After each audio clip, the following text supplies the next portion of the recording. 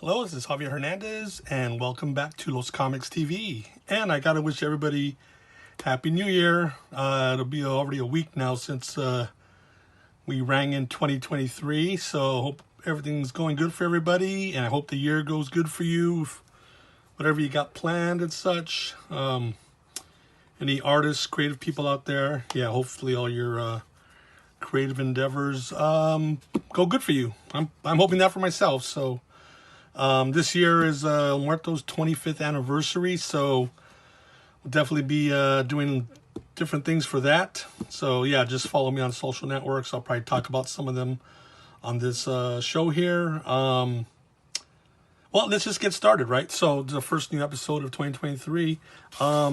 This is actually a big book.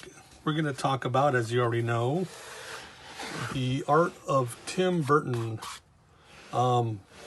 Thing about this, it's a nice book, cloth cover, but cloth covers tend to attract dust and little specks and all kinds of things. So yeah, so this book's always got to be dusted off. But anyway, this is a large book. Yeah, I'm having a little difficulty trying to get it in one full shot, but I think I'll manage it. It's a heavy book, hardcover. It's like 430 pages around there. It's got this really nice cover with this little opening here with this plastic window of this little Tim Burton-esque character, and you open it and you get some nice wallpaper here. Be nice wallpaper for a room, and of course the famous trademark Tim Burton swirl. So let me get this in position here. Give me a second here. Like, there's gonna be a little glare, I think, on the darker pages. Being a Tim Burton book, you are gonna have some black pages, but I think we'll manage. You know, from what I could try to test it out earlier, shouldn't be too much of a distraction. We're not gonna go through the whole book. You know, it's 430 pages, and obviously, I think a lot of you will be interested in picking up a copy yourself. I don't own any stock in the publishers, so I'm just recommending it as a Tim Burton fan, and for all you fans out there and fellow artists and creative people and people into this stuff. So this book is published by Steel Publishing. I'll have a link down below the video here. Oh, by the way, also speaking of links and such, please remember, if you could, to please subscribe to the channel. Hit the subscribe button down below. And if you enjoy the video, give it a like with thumbs up. That's all good stuff. I appreciate it. So yeah, this book was published by Steel Publishing.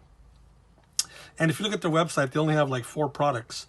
This book, a small little Tim Burton like napkin art book. Artwork he's done on napkins. They collected it in a little book. And then 2 sets of greeting card. I think there's a holiday one and then one on like love and romance. So it sounds like this company was set up just for publishing books and artwork of his. I don't know if he's involved with the actual company other than collaborating on the books, but anyway, and the books may be available other places, but I mean, you can get it directly from the publisher. As of right now, when I looked on the website, it's a hardcover book. It's $75. I got mine over 10 years ago, maybe 10 years ago. And I you know, like I could have sworn I paid more, but I kind of doubt it. I don't think the price would ever go down. I mean, just material cost. Maybe I paid 65, but 75 when I looked it up, I thought that was pretty reasonable. Yeah, I thought it'd be more actually when I looked it up recently. I thought it was gonna be like 150 or something. So again, you know, I'm not trying to hard sell you the book. I'm just trying to share, like, you know, like you guys, I'm always looking for a better price on a book than a high price. So, so 2009 originally published. I'm always interested in books right here. So down here at the bottom, they always print these numbers, 21 down to 13. So this should be the 13th printing of this book, which is not surprising, right? That they go through multiple, you know, already a dozen printings at this point. And I don't know. And I got this book, I said, about 10 years ago. There was a Tim Burton exhibit at LACMA, LA County Museum of Art, in about 2011, if I remember. So it was a great exhibit of his work. But this book at the time, I didn't have it. There was a smaller book at the exhibit, like a thin paperback, which maybe I'll review that too. I have that somewhere. So yeah, I mean, if I got this 10 years ago and it's already on the 13th printing, I can't imagine how many printings it's gone through now. Anyway, so the way the book's divided up into kind of categories. I mean, right, chapter 4, animals around the world. Number 9, what is it? 5. Number 6, clowns, puppets, and ventriloquist dummies. Starting off with chapter 1, misunderstood monsters. So anyway, it's a nice layout. So yeah, Tim Burton fans. So you can see some of his earliest childhood work in this first chapter. The boy from the Burbank Lagoon. I imagine most of you probably know his origin story. He grew up in Burbank, right there, suburbia. They made a big impact on him, good and bad. An artist from the beginning. He won some contest, I think, for designing some, sanitation sign for the sanitation department. But yeah, so it's a nice little, background, in-depth thing here. And of course, they interview him for the book. The editor, we went over that. The editor of the book. The text is by Leah Gallo, maybe Gallo, but in Spanish, double L-B Gallo. Design Holly Kemp, edited by Derek Frey, and the two previous people here, Leah and Holly. So, but yeah, they would have interviewed him, obviously, extensively. And they went through, hundreds of hours through his personal archives, storage area, wherever he keeps all his art in his home. But this is really cool. This is a childhood little scrapbook he made, horror movies. Not surprising, right? So he's got a couple of drawings here, and then some cutout images of magazines. And Tim Burton. I did something similar like this. I'm sure a lot of you have. I did one that's called the Superhero Album. I may have a video on that. I think I did an early video on that, so you can look in the archives. But yeah, it's not surprising we would gather the stuff we love and put it in a little book. It's almost like a zine, but I guess it's one copy just for him. Here's young Tim Burton with his one of his heroes, Vincent Price.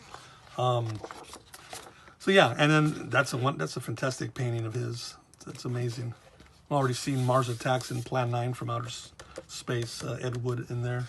So yeah, and what they do, the editors, they kind of go over how they put the book together, working with Burton and such.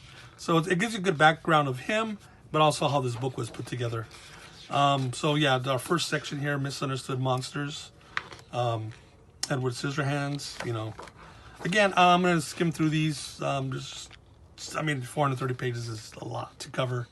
But what I just want to give you guys, if you haven't seen this book and you're curious about it and curious about maybe getting it, hopefully by the time we're done, if you're curious about getting it, you probably decide, yeah, it's definitely worth getting. I think for the price, it's worth it. And of course, the content. And just to get so much of the man's work in one under 2 covers here. So some sketches here of Vincent, his one of his very early films he did, a student film about this young boy who, a huge fan of Vincent Price. So I imagine, I'm going to guess a lot of you have seen a lot of the films and such. This one's available on YouTube. Last time I checked, you can check that out. And then throughout the book, there's commentary by just different people. This is Rick Heinrichs, co-creator of Vincent. I think he was a producer on the film, and he helped him obviously make the film. There's little personal remembrances, notes, commentary from different people. Paul Rubens is in here, Johnny Depp, costume designers, producers, screenwriters. So throughout the book, you're going to get a little anecdotal information about Burton from fellow professionals and friends and such, collaborators. So it's for the type of book it is, it's done the right way. Tons of art, old art, childhood art, archival art, sketches, storyboards from the actual films, production paintings, character designs, either early ones he did on his own or stuff he did as he's working on a particular film. yeah, it's, you know, I spent hours looking through the book. Some of the paintings. So some of this stuff I saw at that LACMA show. I forgot what it was called. The Art of Tim Burton. It was a touring show. It toured the whole world. So when it came to LA, of course, I went to go see it. You know, it's fantastic, right? His Batman paintings and some sketches, the Batmobile. So, yeah, one of my favorite films of his. Probably top 3. And one of my favorite films. I've talked about Batman Returns quite a bit on other places, and I'll probably do so again in the future. But watercolor paintings, it's like canvas paintings. You can see the texture of the canvas underneath it. But the work's amazing, as I'm sure you would agree, being a Tim Burton fan. Some watercolor, Sweeney Todd. Go crazy on the red here. But it's got nice design on the book. You know, some of the pages, they have these backgrounds. You'll see various patterns throughout the book. And then with the artwork, you know, highlighted there. Some of these, I think I did remember seeing them in the exhibit, you know, paintings and such. There's no actual information on each actual work, though. Like, doesn't tell you the title or the size or the medium it was done. But, so if you're looking for that, this isn't the book. But if you're just looking to look at the art, so much art, all types of art, this is definitely the book. Because of my setup here, I'm not going to be able to pull the camera back and show you these. They got a lot of double page spreads and pullouts. So just get an idea of the images there. I mean, this one's fun. I can imagine this one in person is black. It's like a black velvet painting. Anyway. And again, like I said, a lot of nice design work here. These are some of these notebook pages, watercolor pages. You can see they're torn out of the notebook and then dropped on this background here. But yeah, this is, I mean, you know, like a lot of directors are actually artists. I mean, you know, draw and paint. So yeah, you imagine these are really great. And like I said, on the black pages, you're probably going to get more of the reflecting light. Sorry about that. But this is fantastic. This black, looks like a black light painting. But yeah, like I said, a lot of directors, or at least some of them, seem to be artists, painters, and David Lynch comes to mind. So yeah, I mean, I imagine this man, when he's not working on films or prepping a film or whatever, when, you know, whatever he's doing on his private life, a lot of it is just painting, sketching, doodling. He does a lot of napkin art, they say, just doodling wherever he's at, a bar or a restaurant. And of course, some of these are more detailed. Probably when he travels, he's working. And of course, we all got our little home studio area where we just like this, lock out the world and draw. Mars Attacks. You know, these aliens were the Mars Attacks movies based on these old 1950s trading cards called Mars Attacks, which there's a nice book on those. If you want to look up that book, Mars Attacks, I think it's put out by, I want to say Abrams Arts. But it's a little hardcover collection of all the cards. So obviously his artwork is inspired by the aliens done back then. It's the opening shot of the film, I remember. And it looks like there's glitter on the UFOs here. There's a scene from the film.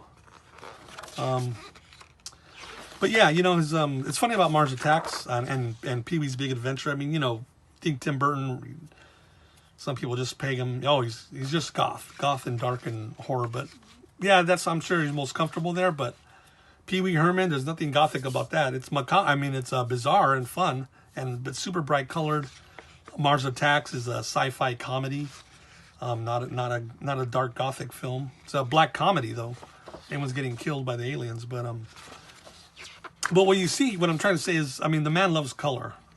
I mean, look at these. He loves color. All colors, right? The dark colors and the bright colors. Yeah, again, you know, just a 8-page spread, right? When you open everything up here. Again, I can't open up every page space-wise and time-wise. It's like pen work here, black ink. But yeah, that's one thing I've been looking at a lot of his films again recently. Like I said, the tone of his stuff could be kind of dark, macabre, but could be comedic. But I mean, even a film like Big Eyes, right? These are really neat. Look at all these. Look at all these pages of his sketchbooks you get to look at. So plenty in here to grab your attention. Winona Ryder has a little commentary here. Yeah, people of all shapes and sizes and species and planets and dimensions. Look at the color on that one. I mean, that is bright. This is from the guy who did Sweeney Todd and The Headless Horseman. So there we go. Let's see. Yeah, this is nice black page. It's kind of interesting how that's, yeah. I wonder if the canvas was this way and the art is just on that side. Animals, right? So a lot of animals in his films and his art. Frankenweenie. And his photography. That's another thing. He's got photography in here. And yeah, he's always had a thing for chihuahuas if you look at his film. I love this drawing. Love the colors on it.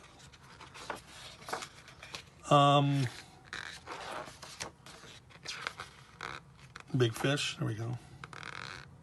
There's Danny DeVito from Big Fish. This is the circus ringleader.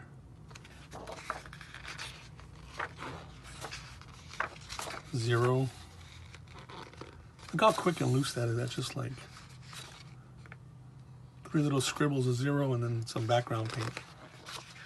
A lot more detailed. I mean, the diamond pattern back there. But, yeah,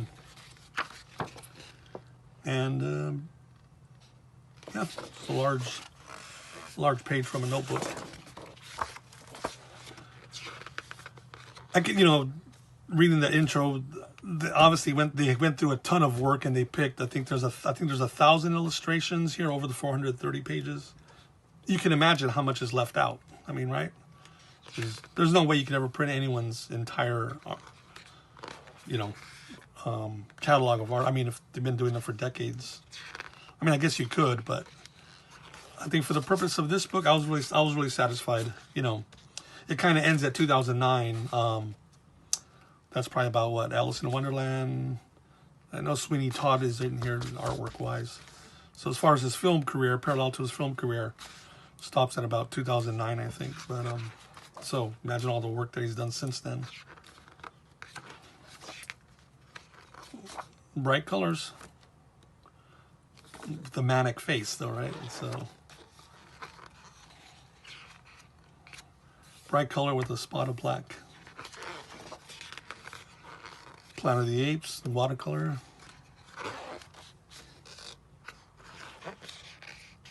King Kong. What is it? So yeah, just like I said, I want to just flip through it, give you an idea of what you can find in here if you get your own copy and such.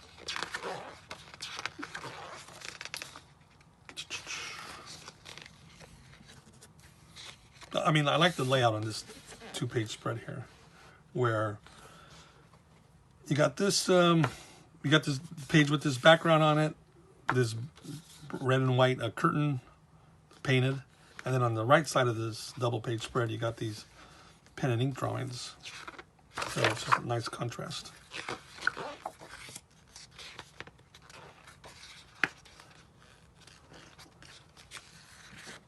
I mean, that's, this is like prototype Tim Burton, black and white stripes.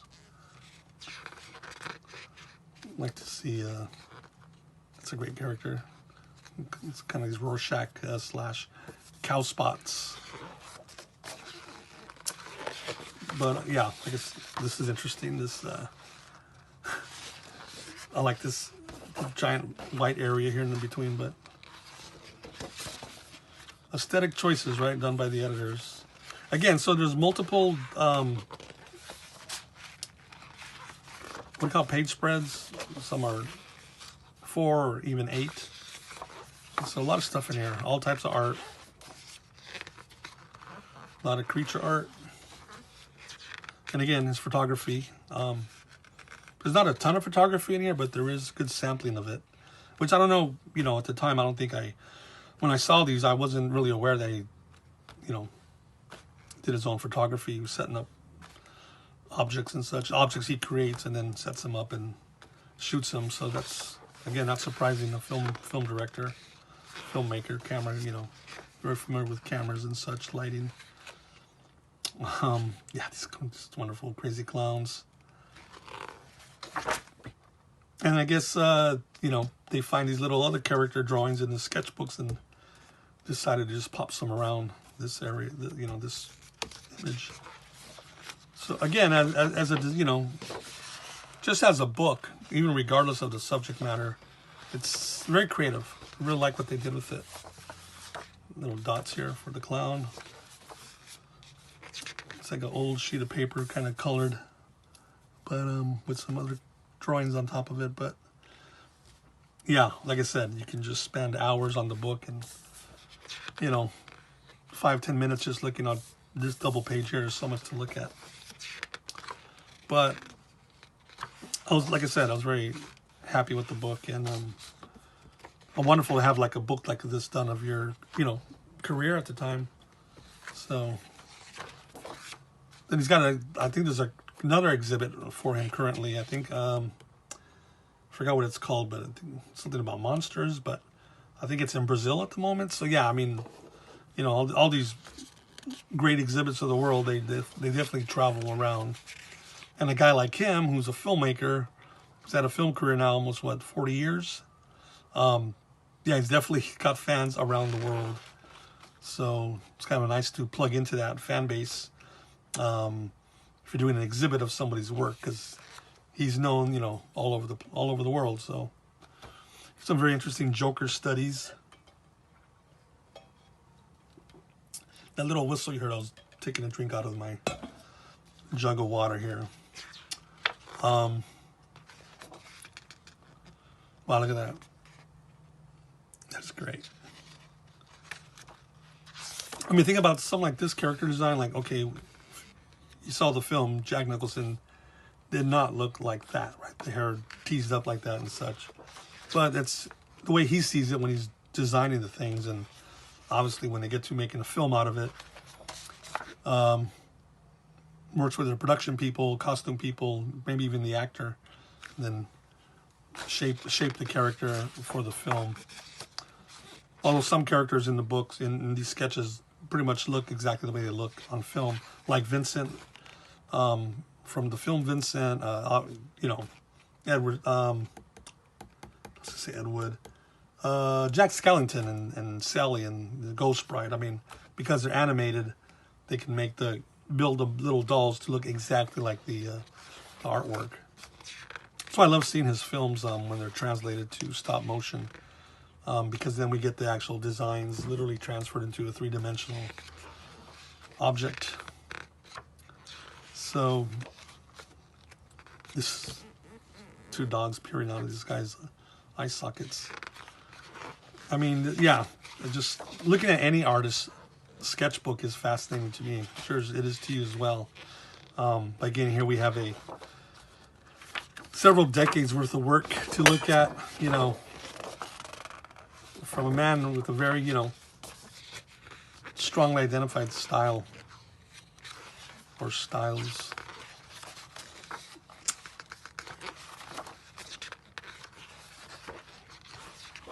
There's an actual sketchbook, small sketchbook. How many pages that book is? Like, how much of that art are we not seeing? You know, at his art show, and I'm sure they do it for the artists, they would have these, you know, acrylic cases, secure, I'm sure. They'd have like a page of the sketchbook on a little stand. Sometimes they'd have like a little band on it so it doesn't, the page wouldn't flip or something. But yeah, a lot of his sketchbooks were there in person, and obviously you don't see one page at a time. It's not like they're gonna have it out on displays. Everybody can thumb through it and steal a page or two. But, you know, these are nice. These really, really quick ink drawings. I'm sure there's no penciling done. Just get that ink brush and start drawing. Spontaneity. And then these little, they almost look like Post-it notes, but, or napkin. No, it's like a napkin, yeah. He's known for doing napkin art. So I guess this is a collection of napkin art. And there's a whole book on this stuff, so I like to get that from Steel Publishing.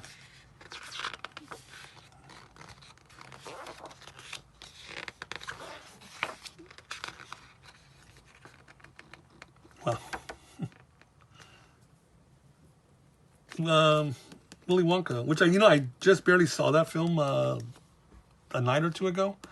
There's only two films I haven't seen was Charlie and the Chocolate Factory and Alice in Wonderland. So Alice in Wonderland will be my next film to watch, and then I can say I've seen every one of his films, and then maybe a couple of student films of his. I don't know if they're available, but I ended up liking this film a lot because again I haven't seen it when it came out. I was like, remake of Willy Wonka. I don't remember the original film that good. I mean, I saw it as a kid, obviously. But I don't know. I actually, and Depp's performance, I mean, Johnny Depp sometimes can, you know, it's almost like, oh, he's doing that again. But I like the character because the character was not, he was not this really, he wasn't made to be a super likable, perfect character. He kind of had some issues and, you know, sounds like he didn't even like kids.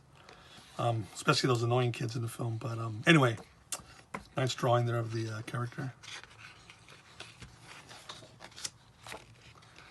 And, oh, there we go. These are the other characters. Charlie and his grandpa. He had a little kid, he ate all the chocolate.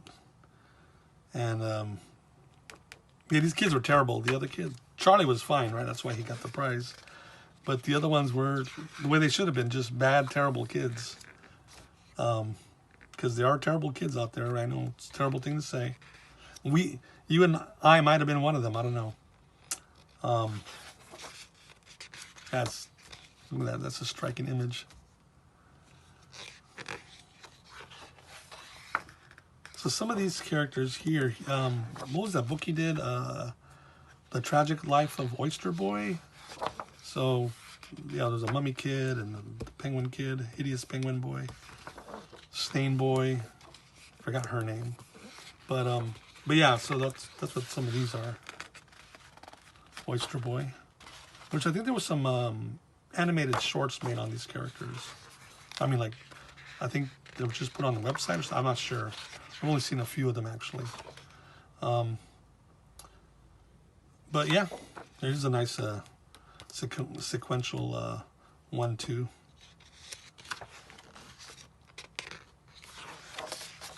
That's a great painting, very striking.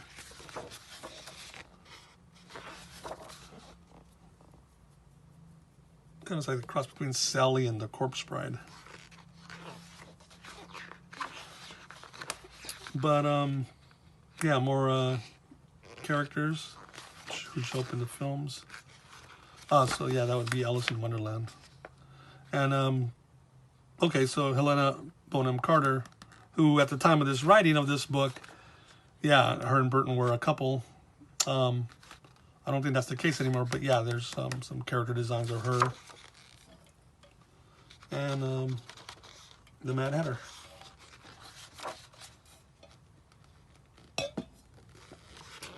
I like this little quick, really quick, and probably small sketchbook drawing of airplane.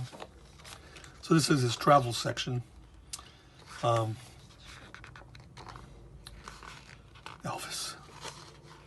Yeah, Tim Burton Elvis movie. He seems to like Las Vegas, judged by Mars Attacks, and he always seems to have Las Vegas acts in his films. Like he wanted Sammy Davis Jr. to play Beetlejuice, believe it or not. And then Tom Jones shows up in Mars Attacks, and the Robert Goulet shows up in Beetlejuice. So yeah, he's got a thing for Las Vegas and the rest of the world.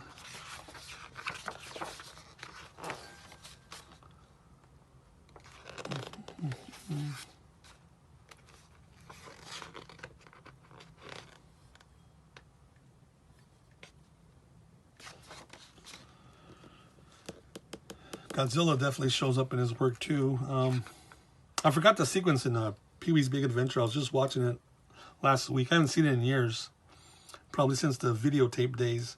But I forgot there was a whole sequence where Pee-wee's being chased through the Warner Brothers studios, and they run through a soundstage when they're filming. Japanese crew is filming a Godzilla film with King Ghidorah, and it was wild. Even though obviously Warner Brothers was not making Godzilla movies back in the 80s. But yeah, Tim Burton getting his Godzilla, fanboy fetish out of the way. Be cool to see him actually do a Godzilla film, to be honest. But we got this artwork, so it's interesting. It's definitely looks like Mil Máscaras, the famous Mexican masked wrestler. Been wrestling since I think at least the 60s. I was listening to this book the other day, and I'd forgotten about that. Oh, okay. I know he's a fan of Dia de los Muertos, so I'm not surprised he's into Mexican wrestling, luchadores.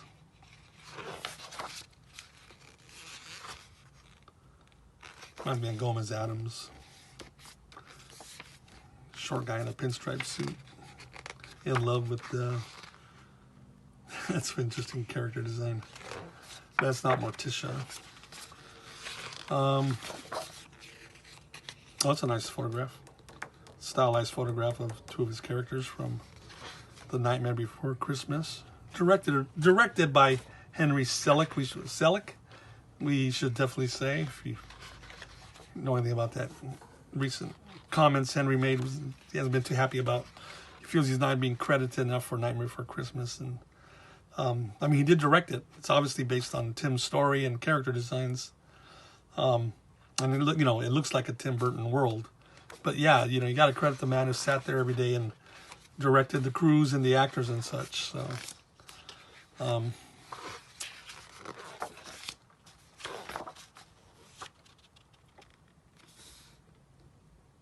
think I read somewhere,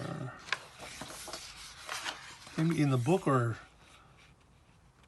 I could swear, I think he had an idea for a sequel for Batman. Before Batman Returns, Joker gets a girlfriend. Maybe I'm getting that wrong because he died at the end of the film. I don't know. I wonder if this predates Harley Quinn's creation. Who knows? I don't want to wade into that controversy. But it's just two clowns in love. He happens to have green hair though, like the Joker. Monster love. I like that. Cute little drawing. Another one of these interesting design choices where it's completely blank except for the drawing on the left. She's wearing a Jack Skellington necklace.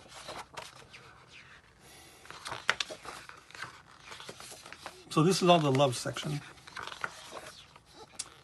And then getting to the end, happy horror days. So they meant to talk about here, but his favorite holidays are Halloween, obviously, and Christmas, actually. Again, not surprising when you think about what's that big film we just talked about, Nightmare Before Christmas. So they're actually my two favorite holidays because it's funny.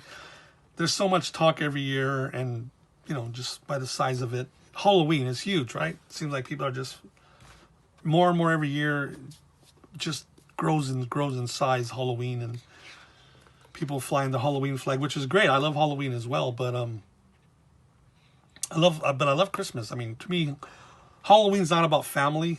It's about fun and candy and costume and creatures and monsters and dressing up and such. But kind of did that with your friends, I think.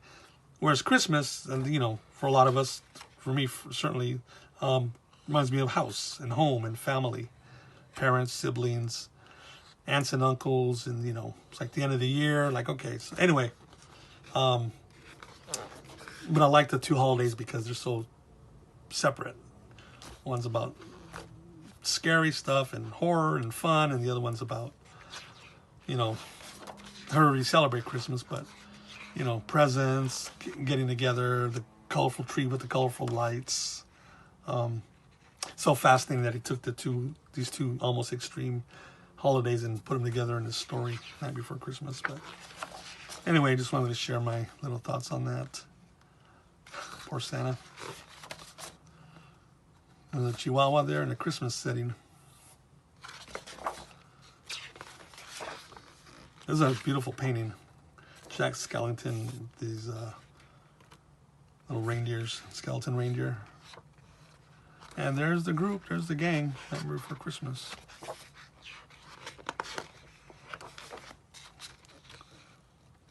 Yes, I mean, the film's amazing, you know, that, you know, it's coming from these very fantastically conceived characters and storyline. I mean, no wonder it's a freaking classic at this point. It's kind of what he set out to do, or at least his hope, right? Emulate those old childhood stop motion Christmas films we've all watched. He went and created his own classic through the director, Henry Selick, of course, and Danny Elfman. I mean, what would the film be without Elfman's music? Here's speaking of Halloween, here's a nice, you know, 2-page Halloween celebration.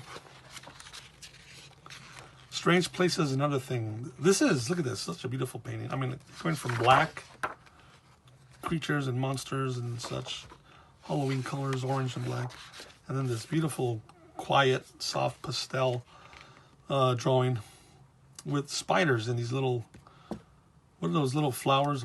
Willows. So it reminds me of a real thin stem and this little ball of color. But yeah, it's got those spiders in it. Very Tim Burton-y. And then this is probably more like, again, what I say, people think of Tim Burton more, this type of stuff. You know, pumpkin type of designs, moonlight. This is great. Yeah, just like in the film. Was that Frank? Yeah, Frankenweenie. The big climax there at the windmill tower there. I just saw this Frankenweenie recently again, a couple of weeks ago. I haven't seen it in years, and I mean, stop motion films, right? When they're well done, they're excellent, and it's a great story. It's very touching and funny and crazy and macabre. Yeah, one of my favorite films. I'll have to do like a top 10, my favorite Burton films, just to figure out where everything ranks as far as my absolute favorite and then the other ones. Ed Wood is definitely up there, if not my favorite, but I don't think we've seen any Ed Wood art in here yet. There's that scene from Pee-wee's Big Adventure, that stop motion scene with the red dinosaur. He's, you know, his paintings are great. I mean, the color choices on this one too, I love it. We're almost getting to the end, so not too bad. We haven't hit the hour mark. It's good for me. It's always good for me when I don't go over an hour. Yeah, I just saw Beetlejuice again recently. That one I've seen, probably one of the films I've seen the most of his. That was the first film of his I saw in the theater. It was in a drive-in. So it was, what, 88, I think? You know, it's funny, back then, you know, movies were advertised on TV, whatever, and I didn't know anything about it. Me and my friends, I was working at Toys R Us at the time in La Mirada, for you local people. They tore it down and they rebuilt it. So there's another Toys R Us on that same basic lot. But it was it was probably Friday, Saturday night. My friends from Toys R Us I used to work with. And there was a local drive-in, the Santa Fe Springs or La Mirada drive-in. I think it's Santa Fe Springs technically. And yeah, I remember we drove up to it and it was like, hey, Beetlejuice, let's go watch that. And I don't think I even seen the trailer. It's really interesting, like back then versus now. Now you're aware of the film with all the news and internet sites and everything. Like, oh, they're starting to film this particular movie. You know everything about it already. But that one, we just saw a thing called Beetlejuice. Let's go see it. So to sit there and see this particular film, because it's such a unique, original idea. I mean, credit to the screenwriters who came up with the idea of this bioexorcist and turn it into like this dark comedy. And of course, Michael Keaton, he really steals the scenes. What is he in the film for, like 15, 18 minutes total? Someone actually timed it, of an hour and a half, hour, 45-minute movie. But he's so memorable. And yeah, it's such a macabre. I mean, it's not Burton's first film. That would have been Pee-wee's Big Adventure a couple years before. But I think it's really the one where like we're like, okay, this is Tim Burton. This is what a Tim Burton film is, characters and all. And of course, you know, Danny Elfman scoring this film as well as the previous Pee-wees. Yeah, we can do a whole segment on Danny Elfman one day, but I'm not sure how I would do that. This is a visual YouTube channel, right? I have to have, you know, I'd be sitting in a chair playing his music and we can talk about it. See if I ever do that. There we go. Typical Tim Burton setting, suburbia. You see in Pee-wee's Playhouse, Edward Scissorhands, Frankenweenie. Trying to think of all the ones that have just like a old-fashioned suburban, you know, stand-in for Burbank, where he grew up. Oh, so here's a film I haven't seen. Again, I haven't even looked it up. Hansel and Gretel. And he used an Asian cast for this. So I actually don't know too much about it. So I'm really curious to check it out and see if it's even available online, to stream, to pay to watch it, or if it's on any of his DVD movies, any of his movies as a special maybe.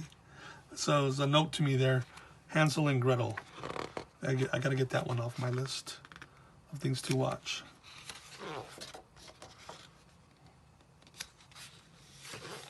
Oh, this would be, yeah, Charlie and the Chocolate Factory, the chocolate palace in India, and then the pink Viking boat inside the factory. Look at this. Now, see, this is like yeah, it's a Tim Burton drawing. All of these are, but like I said, the, you know, the first-hand reaction people have when they hear his name and think of what he does. Yeah, here we go. I mean, this is like, we're going full Tim Burton here, right? The little boy from Nightmare Before Christmas. So, yeah, here's some Beetlejuice artwork. Yeah, the guy hanging on the rope is going through the offices with the little, picking up notes and such. Here's some Beetlejuice. There's the high school football team that's been killed. The guy who burned himself to death, I guess, smoking in bed. The lady cut in half, the showgirl. And yeah, there's the attention Kmart shoppers scene. She was cool, Miss Argentina. She was one of the office receptionists there in the afterlife, the famous sand monster. So yeah, there's a nice selection of Beetlejuice work, and here's some more. There's a nice big tribute from Winona Ryder, who played Lydia Dietz in Beetlejuice, one of her first big roles. Cemented that whole idea of like the Tim Burton goth girl, right? With talking about Wednesday, the Netflix show that's currently on.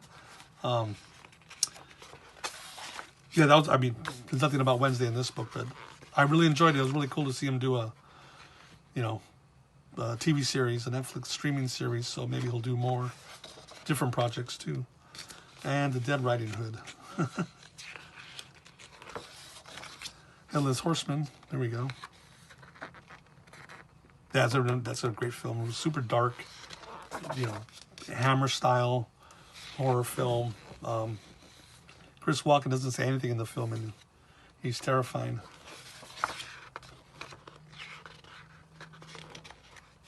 Oh, Max Schreck, well done. When he gets toasted at the end. Speaking of Chris Walken. Some photography here. It's Corpse Bride here. And here.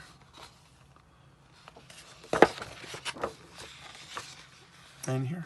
Like I said, it's like a cross between Sally and Corpse Bride. And these are nice blue tinted, blue lighting on the objects there as a photograph.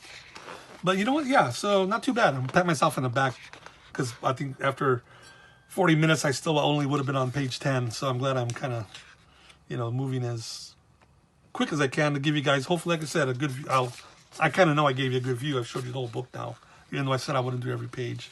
But my intention is not so you look at this and you don't buy the book. It's to pique your interest, or, you know, maybe let you see what the book's about, because, you know, there's only so many preview pages you can see online in the website.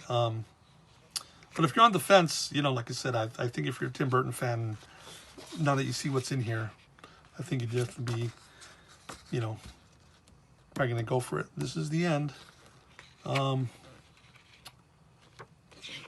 Project index, so it tells you some of the films. So it does, yeah, it does cover up to Alice in Wonderland 2010. So then that would be the last of his, as far as the era that covers. So yeah, that's it. What else is back here? Yeah, if you're curious about a particular character, you know, well, let's see, Toxic Boy and Girl, you can look them up and then go look what page it's on. Or concepts. If you're interested in the woman with 2 beers concept, it's on page 294. So again, great job to the team put the book together. You know, really, and thanks to Tim Burton for letting people do this. It's not like, I think he wrote the intro for the book, and he says he wasn't really too, he never thought most of his artwork would be seen, because it's mostly done for sketchbooks. So good for him for agreeing to do it, and of course the team to put the book together. And then these are biographies of all the people that, you know, were mentioned in the book who provided commentary and anecdotes. So, you know, Paul Rubens, Deep Roy, who played he played all the Oompa Loompas in Charlie and the Chocolate Factory. So anyway, it's nice to give a little. Oh, here we go. Leah Gallo, writer and photographer who first worked with Tim Burton on Sweeney Todd, as both a unit still photographer and co-creator of the book. The book Sweeney Todd, Still Lifes and Deaths. So yeah, a little bio on her and the other people who worked on the book. But that's it. So acknowledgements. Here we go. There's a nice wallpaper here. And this is it. So The Art of Tim Burton, published by Steel Publishing, available still. Again, probably it's on the 25th, 50th printing by now, but the link is down below. Please, if you're going to be looking down there for the link, hit the like button. I assume if you stayed till the end, you liked it. Even if you left early, I hope you liked it. And please subscribe. You know, 2023 is going to be a whole new season, a whole new year of Los Comics TV. So we'll be doing more overviews like this on different comics, books, art books. Doing more like in-depth looks at some of my works. You know, I did some creator commentary recently. You can find those. But anyway, thanks everybody. Like I said, have a very great 2023, and we'll see you back here on Los Comics TV next time.